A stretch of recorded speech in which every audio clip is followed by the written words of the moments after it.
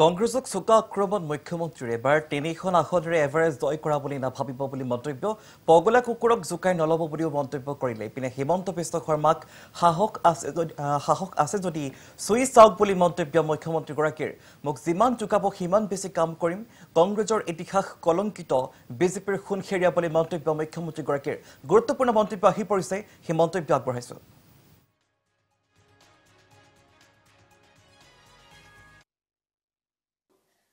আপোনালোকে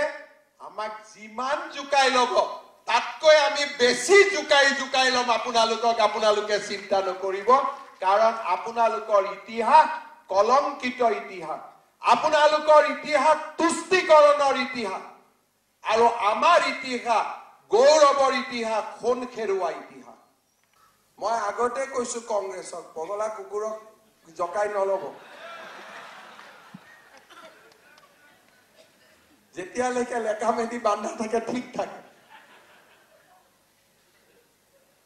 যেতিয়া কোনোবাই শচীন তেণ্ডুলকাৰক খং উঠাই লয় তেতিয়া 200-300 মাৰি দিব পাৰে ক্ৰিজত মই কংগ্ৰেছ দলক মুকলি প্ৰত্যাহ্বান জনাম হিমন্ত বিশ্ব শৰ্মাক টাচ কৰি